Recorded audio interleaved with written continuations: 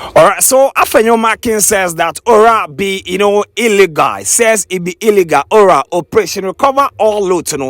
President elect John Dramani Mahama has set up a 5-member committee who are going to investigate issues and then will give it to the office of the Attorney General and the likes to prosecute officials who have stolen our money, who have stolen state resources or state lands and all that. But Afenyo-Markin at the final sitting of the 8th Parliament said that Charlie it be illegal. The Ora has no constitutional backing, and they, as the incoming minority, they are not going to sit down for governments to come and then intimidate them, or people who have a bone to pick with members in the NPP, to come and then frustrate them and try and then do witch hunting. He says, Ora no there, it be unnecessary.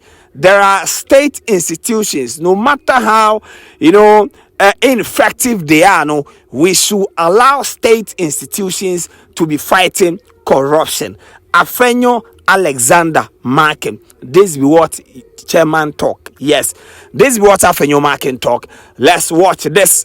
We'll be back with more. Politics should be made attractive for those who want to wholeheartedly serve. Nobody should ever fear leaving government. Nobody should ever fear getting into government. If as a political class we mistreat ourselves, there will be nothing left for the governance of this country. I therefore would want to add my voice to the call you made, Honorable Forsen, that we should have a better way of dealing with issues of alleged corruption, where we believe that somebody has committed a crime. We should allow due process of law to take effect. It is on this note that I condemn in no uncertain terms the establishment of a so-called committee called Ora. I hold the humble view that it is a needless committee. It has no constitutional backing, and this committee is only in for personal vendetta. If we allow this committee to continue with its so-called wild goose chase, it will disturb the governance of this country. We don't need any so-called Ora. We have institutions of state. However unhappy we may have to be with their work, we must support them to do their work.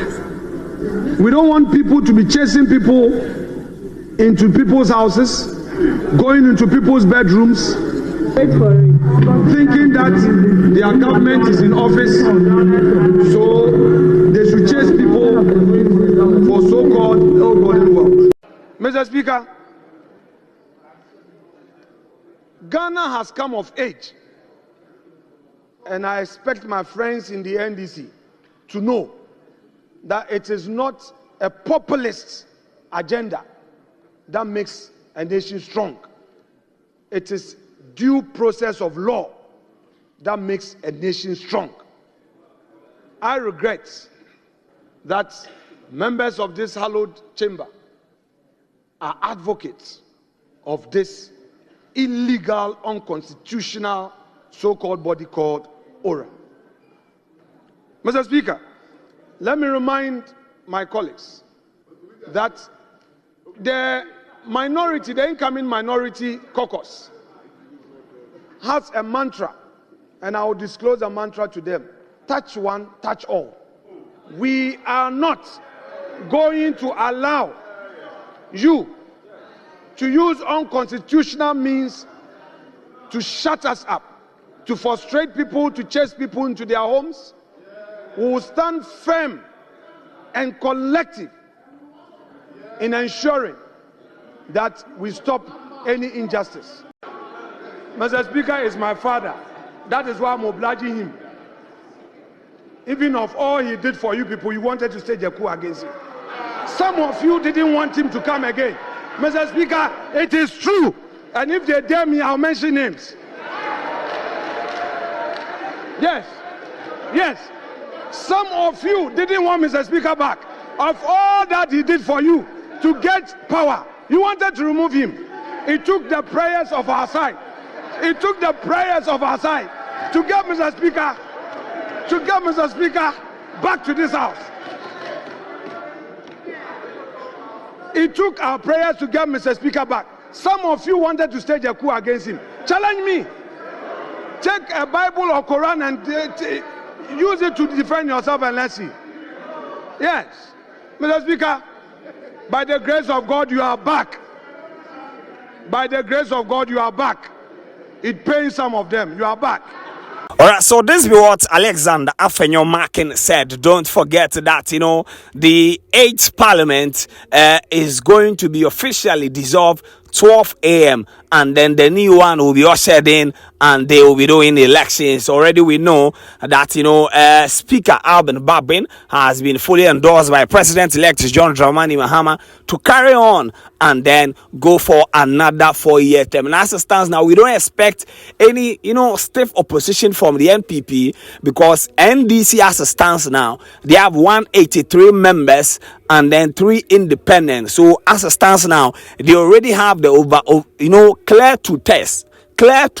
This is what the NDC, MPP, they have 88 seats. Depending on how their Blekuma not to go, their number will either go to 89 or will remain 88. So as it stands now, actually, they don't really have enough to do in Parliament. So we are expecting that transition to be smooth, not the chaos we saw 4 years ago. It was a chaotic scene.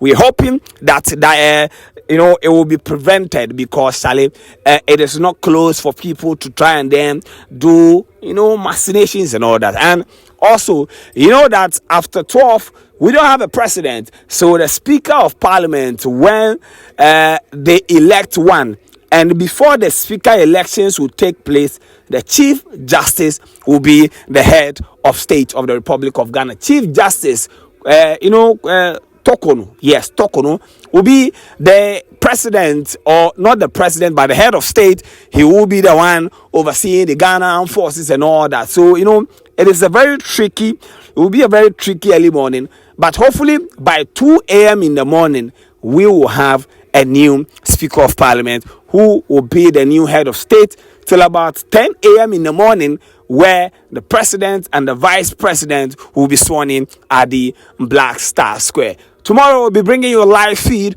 of whatever will happen at the Black Star Square. This is Royalty TV Studios. Subscribe, like, share. We out.